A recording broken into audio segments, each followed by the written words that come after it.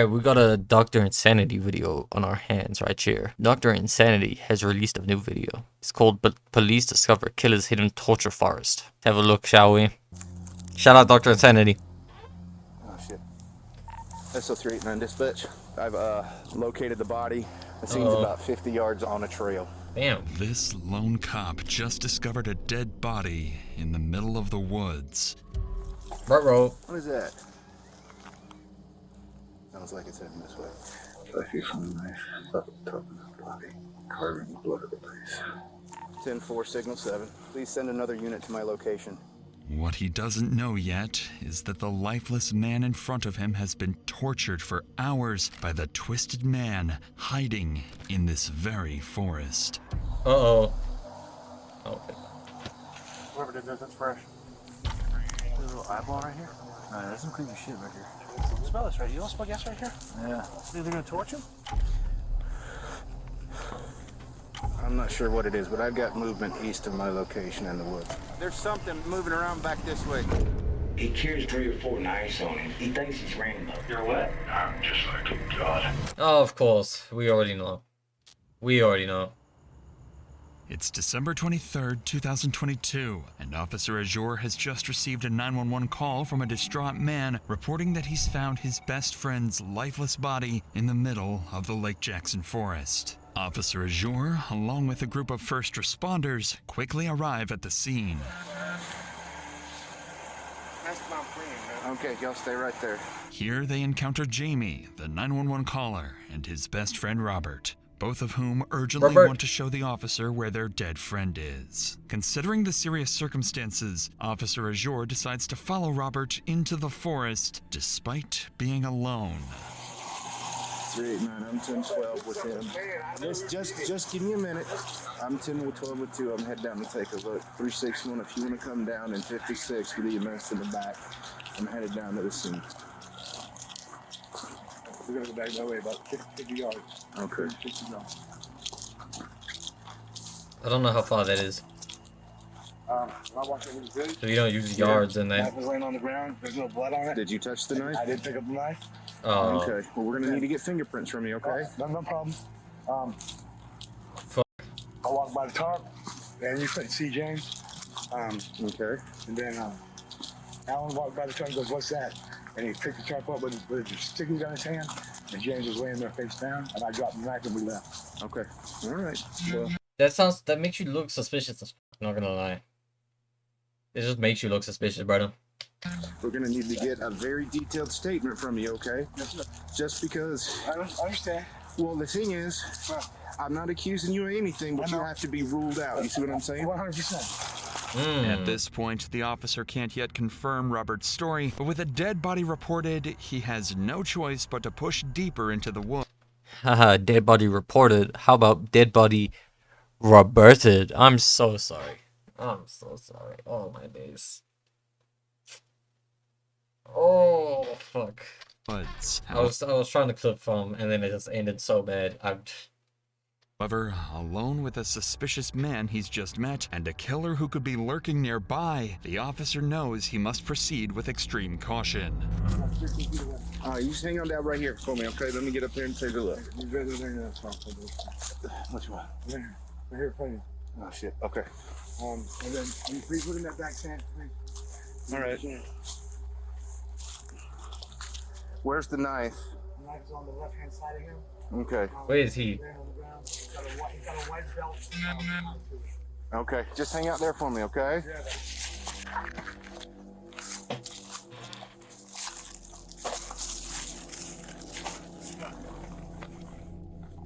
Jamie was telling the truth. Wrapped inside the tarp is the body of James Leidendecker. He's lying naked in a pool of his own blood, covered in cuts and scrapes. Realizing the severity of the situation, Officer Azure immediately instructs Jamie to head back while he investigates further. That's when Officer Azure begins to hear some unsettling noises.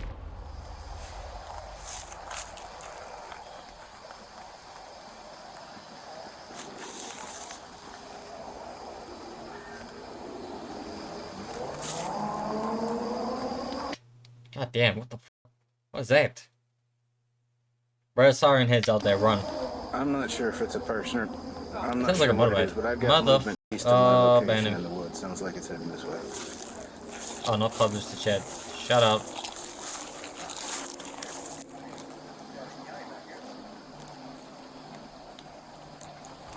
Hey, Okay, to be fair, that did sound like a motorbike. Didn't sound anything like crazy, you know what I mean? So you can't rule it out as a Fortunately motorbike. for Officer Azure, backup arrived just in time, providing some relief from whatever might have been lurking in the forest.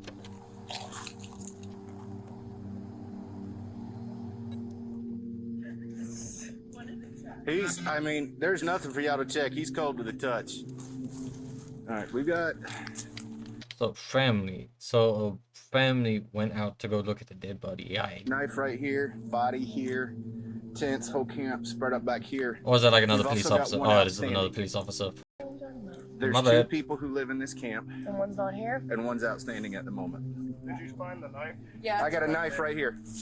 No blood on it, huh? Well, there's something right there, but hey, did you still got those two guys 10-12 up front? Jamie Yeah, and they're brother. standing there waiting Alright. for us. Good, because one that led me back touched the knife, so we need to get his prints and a statement off him. The other one touched the tarp. They found out what was going on and they took off. I checked the camp and he's the only one back here. I got the name of the person that he was arguing with at 5 or 6 o'clock. Yeah, so, and I've got what looks like maybe his clothes right over there. Tie-dye, bro, So, damn. He's naked, Ugly ass tie-dye. and there's some clothes right there on the fire. Put some of As the wrong medical thing, bro, staff damn. arrives and examines the body more closely, they observe a brutal manner of death. Blunt force trauma to the head, strangulation, and something even more disturbing, gasoline, found in James's lungs and stomach. Detectives are left with a burning question. Why would a victim have gasoline inside him? However, this would be only one of the many disturbing details officers uncover at the scene. Hey, Seth, take a look at this for me. What is that? Is that just soot weared off on that, or? I mean, it looks awful shiny. Where he has been stabbed, just from what I can see. But he is butt naked, face down on a tarp with his upper torso covered, so definitely not. And definitely somebody put him here. So I don't know what his face looks like. If he was stabbed in the neck or the face, the blood may be hidden by the tarp. I'm not seeing any obvious blood. Apparently the witness picked up the knife. And Yeah. the knife has like a That's a dumb thing to do. there's blood on it. Yeah, the tarp's brown, but there's blood all over the tarp, like blood splatter. It looks like, I mean, he was moved post-mortem. You can tell by the way he was Oh, dressed. he's got his fucking leaf in his ass crack. Yeah. What? But there's blood all over the tarp. What like did blood this brother say? splatter. It looks like, I mean, he was moved post-mortem. You can tell by the way he was Oh, dressed. he's got his fucking Oh, this guy has fucking a leaf in his ass crack. Alright. leaf in his ass crack. Yeah. That's hollow down below, you see that? Yeah. That's crazy. Almost looks like they're carving Odin. This in the one eye. You see that? Fucking nuts. Another secret layer? What the fuck? Smell gas. Smell gas? A fucking whomping willow tree. And it looks like, You can smell gas right here. yeah. By now, officers were certain they had a murder on their hands. The injuries to the body, the Yeah, of course they did, bro. Like, what the fuck? The brother just slipped and fell, you know what I mean? Into a tarp, died. All that. bloody knife, and the presence of gasoline all point to one thing. This wasn't just a killing, but a calculated act where the victim had likely been tortured for hours. 9:45, 1 hour after body found. With this in mind, officers would return to question Jamie, the man who had originally called 911, and what Jamie reveals would soon lead investigators directly to the killer. But before we continue, it's worth noting that tragedies like Philadelphia are near with on their clients. That was a claim with much in again with Jamie. With that said, let's get back to the investigation.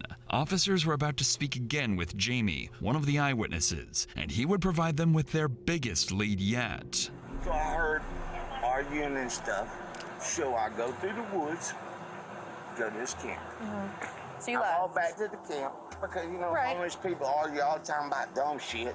been a while now, and I haven't heard anything from James or anybody over there. So I go over there to me and my friend. Me personally, I feel like this brother would be a bit more shaken up if I'd be a bit more shaken up if my homie just got tortured, fam. With Officer now. You know? Go over there, right? So when I get to a certain point, I see a tarp laying there beside this tree, which is never there. And inside the tarp is, I don't even know if it's James or... Okay, no, he is shook up. Never mind, my bad. We're gonna get it figured out, okay? Do you know James' last name? Do you know James' last name? No, ma'am. No. Ain't that your I'm homie? talking about the person who did this, 36. because I know who it is. Dusty McDonald. That lives right up. He just got to That guy looks like a wannabe Eminem clone. What the fuck? Like this morning, man come down there with a hatchet, threatening, chopping shit up. Called it in, sheriff's department. They come over, they talked to him, they told him that they're gonna go over and talk to him and just stay away. And James is the one who called. No, ma'am. Who called this morning? Rick. Ricky. Okay. Do you know Rick Rick's is last the one name? who stays there. Okay. No, ma'am, but Rick is the one who stays there. James is a friend of everybody's, but he was staying up there with Dusty.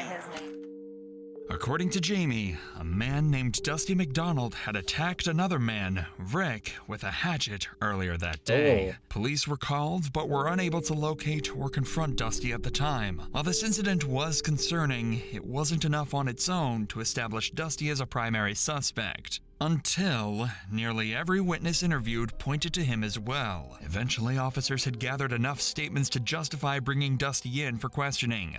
All they needed now was to find him. I'm telling you, dog, Eminem clone. Look at that. Eminem wannabe. As police began searching for Dusty, other officers on scene would sit down with the two 911 callers to piece together a timeline. According to them, the day had started with unsettling signs that something was off.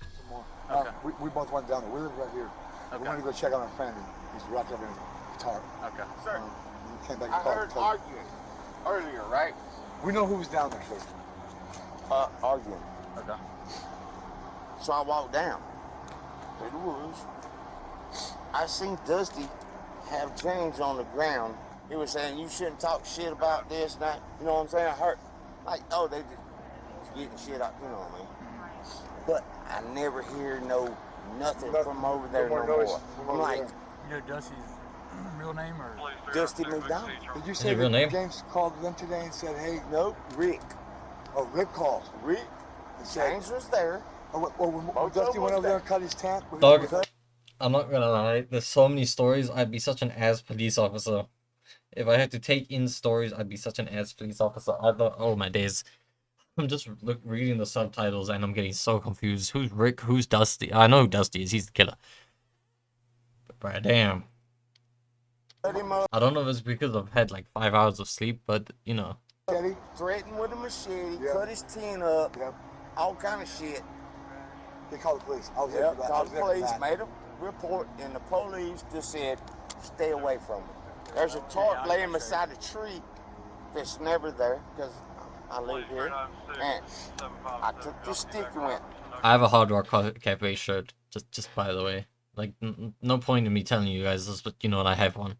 When I flipped it up, I seen legs. I think it's pretty cool. Based on these witness accounts, officers now have a fairly detailed picture of what likely unfolded just hours earlier. They also have a lead suspect, Dusty McDonald, a name one of the officers happened to be familiar with.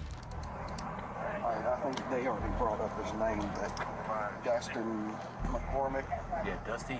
Dusty, supposedly general in some militia, come down there this morning with a machete and started hacking up some of the tents because he wanted to clear the area. Said he's Signal 20 and off his meds. They said Dusty. They said Dusty's the one that's outstanding. What did he say? It was Dusty McDonald and Dusty McCormick. Or Dustin McCormack, something like that. So it's two different names. What the f? This guy Dusty left from over here like later in the evening. By now, it was clear Dusty had likely been involved in the murder, and with Jamie and Robert's statements in hand, police began piecing together the sequence of events leading up to the brutal killing. Earlier that day, Rick, another man who lived at the camps, had called 911 claiming a Dusty McDonald had slashed his tent with a machete while searching for a man named James, even threatening him in the process. What? Later that afternoon, Dusty managed to find James, and witnesses reported hearing arguing from the camp. When they checked to see what was going on, they saw Dusty on top of James, wrestling and yelling. It didn't appear to be anything more than a heated argument, so they returned to their camp. However, hours would pass, and nobody had heard from James. Fuck. Robert and Jamie began to worry and decided to go looking for him, and that's when they found a blue tarp covering James's lifeless body. Nearly all witness accounts lined up perfectly with this timeline of events, making the next step for officers clear: arrest Dusty and bring him in for interrogation. That brother has got no swag. What the fuck is that? Adam Sandler as Phil. What the fuck? This brother's about to go hooping later. He's about to go hooping later. That brother has got no swag. Oh my days, that's got me mad. That's got me mad. Like, bruh, damn, you could have at least gone for like a black pair of jeans, fam. A black pair of jeans or cargo pants would have gone so hard with this fit. You chose blue and white shorts with an overcoat. This brother looks like a murderer. He is built. He also looks really socially. Oh, ooh. Fortunately, since officers had begun the work of locating him earlier that day, they already had Dusty's address. Soon after, they surrounded the house, ready to move in. I don't know if that's him, but there's somebody. Sheriff Office, put a knife down, man. Come on out. Come on out. Come on out. I don't have anything in my Okay, hands. come on. Please, I don't Come on. have anything in my hands. Come on out. I'm right here, sir. Come on out. Dude, I'm right No, here. Dusty. he's got sandals as well. Ooh, this brother's got no drip. This brother's got no drip. Take him to jail just for no drip. I swear to God. Take him to drip, no drip jail. Take him to Swag Academy. I don't give a fuck. Take him somewhere, please. Okay. Dude, yeah. Turn around, put your hands behind your back. Dude, the man just tried to light me on fire, dude. Y'all know what happened down there. That man tried to light me on fire, man. It's all on surveillance, dude. Listen, Dusty, you try to do things stupid, the dog's gonna bite you, you understand? I'm not even armed, dude. Look at there. I'm not armed at all, sir. Sir, I just left my house, and man tried to murder me down there and light me on fire. God damn. Dusty's that behavior true? would be I'm not bizarre sure. from the start, immediately insisting that James tried to set him on fire and that the officers, quote, already know what happened down there. Whether he's trying to claim self-defense or is just completely unhinged is anyone's guess. He got a cigarette in his mouth. I don't know if that's weed, but that brother's probably high off his mind. Sorry, walk this with me. Yeah, dude, sir, you know what happened down there. That's what we're trying to figure out. Dude, the man tried to light me on fire as I came. Okay, just listen. Okay, We've got one side. Okay. That's why you need to come with us. Okay? I'm coming. I know you are. With the supposed killer in custody, officers concluded the disturbing on-scene investigation and began preparing for interrogation. If Dusty was their killer, What given the what hell? had been Is that Jesus carved into the tree? I saw that, but I didn't get like... Damn, I thought that was like a secret tunnel or something. done to the victim's body, it pointed to someone deeply disturbed. That suspicion would soon... And someone with no swag. I cannot get it. I cannot stress it enough. That brother is got no drip. ...be confirmed. 4 hours By off the body. now, Dusty had already raised serious concerns. He had slashed Rick's tent and threatened him. On top of that, multiple witnesses had just reported seeing him argue with James hours before the murder. However, despite how clear things seemed, there was one major complication. Dusty was claiming self-defense. He alleged that James had thrown gasoline on him and threatened to set him on fire. This wasn't a claim detectives could easily dismiss, especially given the distinct smell of gasoline at the scene, meaning there was a possibility he could get away with his crime. Even though it's clear who's behind the murder at this point, Dusty's story now carries a shred of credibility. Detectives have one goal: to break that story, either by disproving his self-defense claim using witness statements, or, ideally, by getting a confession. Either way, the investigation is about to get a lot more complicated.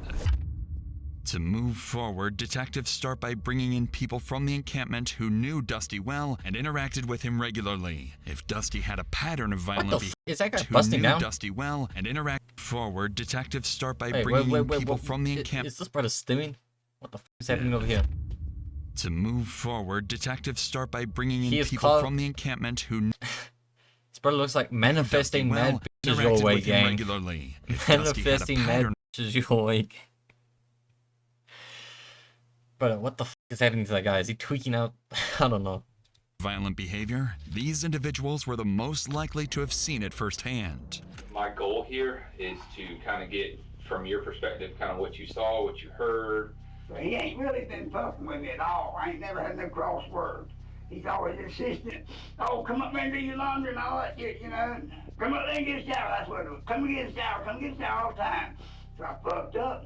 Got a shower and get him $2 afterward, you know, just a gesture. What is he talking about? Rick explains that Dusty often offered showers and laundry to homeless individuals in the area, sometimes charging a small fee. This catches the attention of detectives. These seemingly generous acts may be a part of a larger pattern of manipulation, a way for Dusty to assert control over the homeless community. It's a detail that could support their efforts to build a stronger case against him. I tried my best to get along with him. You know, he had a shower that we all used, you know, sometimes try to keep him good with him for those reasons and stuff, you know. Yeah, I get that. Never, my wildest dreams that I think he was capable of murdering, that's honest truth. I was just over there basically using his necessities like we all were. We got a chance to, you know, shower, usually offered it. That's his way of... What is a homeless man pimp? I swear to God. I had stayed with him before and he kicked me out. I thought I was in a light, so I was taking pictures of him and stuff like that with my phone. I didn't even have a phone, man. Like, I saw you taking pictures of me with your phone. I said, I don't even have a phone. He said, you gotta go. So I left. That's that.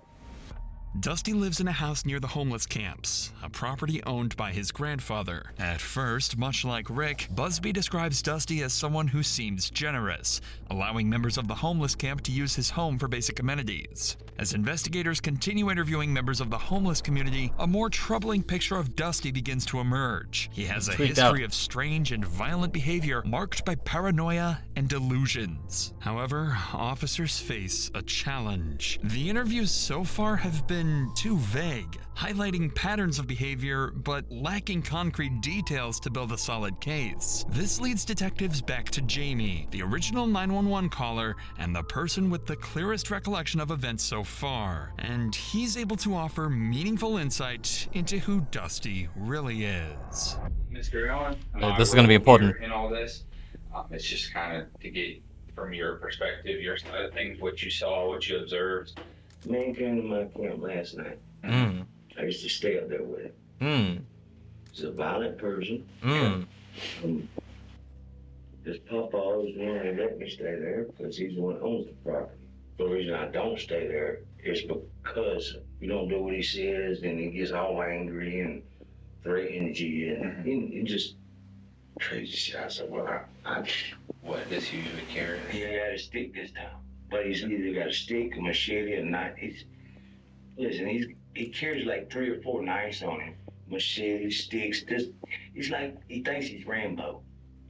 While Dusty had a reputation as a bully who routinely harassed the homeless community, no one expected his behavior to escalate to cold-blooded murder. His so-called generosity, offering his home for showers and laundry, masked a deeper need for control and manipulation.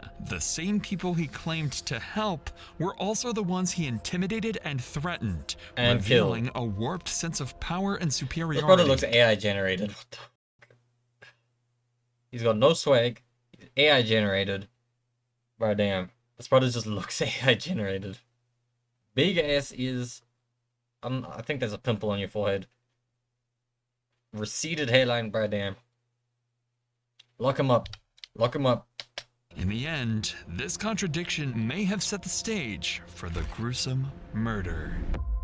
When Dusty was brought in for questioning, his demeanor was strangely calm. At this point, he seems to believe that he is seen as a victim of an attack by this homeless man. He didn't seem like he was in his right mind at all. Detectives were hoping to learn about Dusty's side of the story, but instead were met with, well, a lot of nonsense.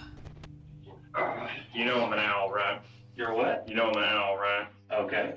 You know what that means, right? Yes, sir, I do. Okay, thank you. Golly. Thank you. This I'll has been do a really, that. this has been a really hard day. Sir, I waved all around the dirt a long time ago. You know, I still have a great sense of innocence within me if it ain't obvious to you this time. Throughout his interrogation, Dusty's responses are filled with incoherent delusions and deflections. In Dusty's mind, he's, quote, an owl, constantly watched, monitored, and under surveillance. Don't owls do that? Wouldn't he be the one doing the watching, doing the surveillance? Bro, damn, this is confusing as hell. Brother, what the fuck is wrong with this guy? Clear that without his medication, his schizophrenia is spiraling out of control. And, I'm handling it remarkably well.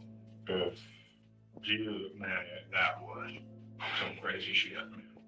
And to still be able to get us some usable intel, you know, you'll get why staying at that place is so dangerous for me. I know a lot of trust is getting to me, or like that, but man, thank you for saying you'll be able to talk about this. Dusty seems to believe he's outsmarted the cops, thinking he's there to provide valuable intel as the victim. But he will soon find out that he's actually a suspect in the cold-blooded murder of an What is that back there? Is that like a CD box? innocent man. I haven't shed a tear all day, you know, I've been going hard, you know. Nice to know. I'm so exhausted. Nice to know, fam. But, this kind of work? Not very long. That was my first. I think everybody knows that. From the get-go. You know, thank you for this deep psychological support. It's helping a lot. Good. Listening closely to Dusty's words, it seems as if he's openly admitting to the murder. Although his statement is scattered and unclear, it gives detectives the impression that he's acknowledging responsibility without fully grasping the seriousness of his actions. But Dusty's bizarre admissions wouldn't stop there, as he continues rambling incoherently. I was brushing and then he throws that gasoline on me, because you saw how I was rolled up and down there. What if this brother thinks he's James? You know what I mean? Maybe he's busy describing what he did to James in the perspective that he's James. I don't know. I thought I was just doing it for the other. You know what I mean? Because that was my intention.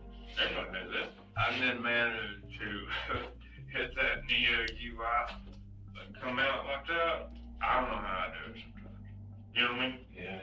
I mean, when I'm just experimenting in the house with blades, like before like when I took the butcher knife and threw it in curved, like I mean, shit, I don't know how I do it, sir. I just know with my beautiful mind that it's a three-way. Yeah. You know, it's the photographic, the audiogenic intake, and then the living intake. Yeah. You know, I if y'all don't ever think I'm so amazed that I'm just like a god. This brother is trying to aura farm. Oh my days. What the fuck? He's aura farming. Brother is just aura farming right now. Brother is trying to be like Conquest. Stand ready for my arrival. Stand ready for my arrival, worm ass. What the fuck? Brother. Damn. Oh, this guy is making me tweak out so bad. Stand ready for my arrival, head ass. What the fuck? Man, I never thought it would be something like that, but my God, what that thing was. While Dusty's ramblings could be interpreted as an admission that James was his first murder, the statement is buried in a mix of delusions about retinoids, his photographic memory, and other being incoherent claims. The detective picks up on this and pushes further, trying to separate fact from fiction in Dusty's fractured account. For me to verify everything that I can see elsewhere, I'm trying to. I know you're not mad at me. That's just I don't want you to think I'm asking questions. Others like think my personality is I can't talk to people. I can't do it. Yeah, but I don't want you to think I'm being certainly. I am very relieved that we were having this conversation.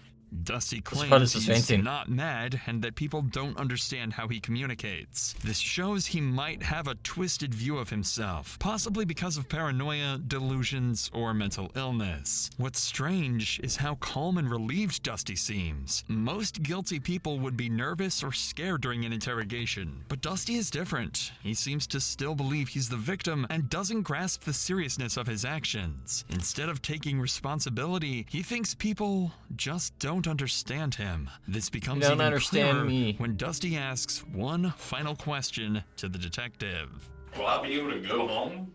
I'm gonna figure that out. Yeah, because am I going to jail or we're going down to dance?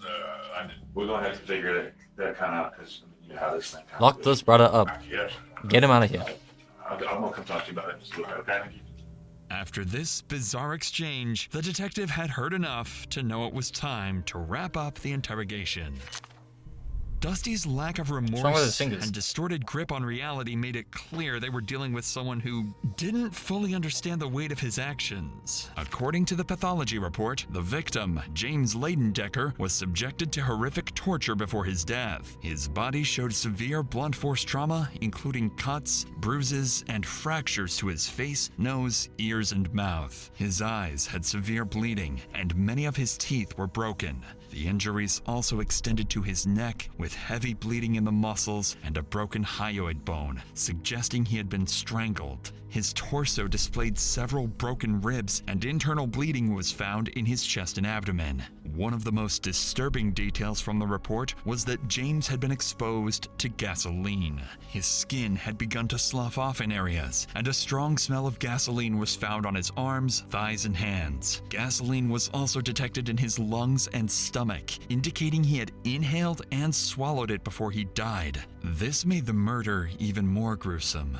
Dusty was processed for forensic evidence and transported to the Leon County Detention Facility. The witness statements, his vague confession, and the being a forensic god, evidence from apparently, the staying scene ready were for my enough to arrival, formally it is. charge him. Dusty McDonald was charged with 1 count of first-degree murder, and as of this video's upload, his case remains ongoing. God damn, what the f. Alright, fair enough. Fair enough, I guess. Shout out Dr. Insanity for the video. That was a good ass video. W editing. Project.